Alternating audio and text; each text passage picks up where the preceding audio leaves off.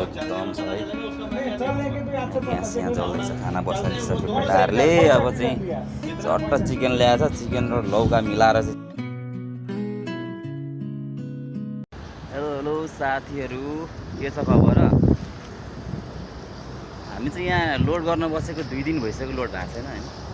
यहाँ चाहिँ घाम डुबेर अहिले साँझ भइरहेको छ, एकदम शीतल मौसम छ। सोचेको थियो गर्मी छ होला भनेर, तर त्यति साह्रो गर्मी छैन रहेछ, एकदम शीतल रहेछ। यो सिङ भएको माथि दुईतिर सिङ भएको चाहिँ मैले चलाउने गाडी हो, यही चलाउँदैछु। अनि हामी चाहिँ अहिले खाना बनाउन लागेका छौँ। टोलीहरू कता कता गए। अब हाम्रो यहाँ चाहिँ किचन सुरसार हुँदैछ, खाना पकाउने हाम्रो एकदम छ है।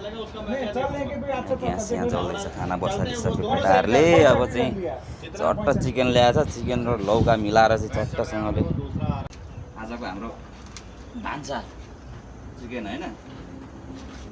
लगाइ नयाँ भान्सा हो हाम्रो यो। हाम्रो दाजु चाहिँ एकदम यहाँ चिकन काट्नु हुँदैछ।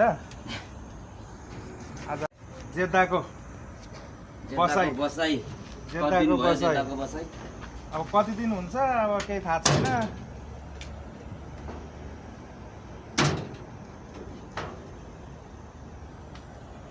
चक्कु छैन नि त यार, अब पहिलोचोटि हो चक्कु पछाडि जोडौँला। अहिले अब यसैले काम चलाउँ।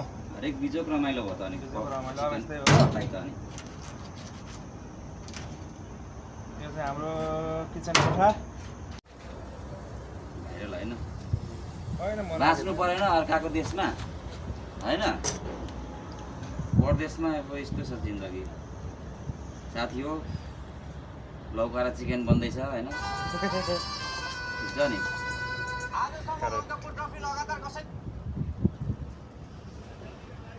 कस्तो अनुभव हुँदैछ त? खत्रै हुँदैछ, पहिलो ट्रिप खत्रै हुँदैछ, रमाइलो। उम्लेर गयो ल। आज हाम्रो किचन यस्तै छ।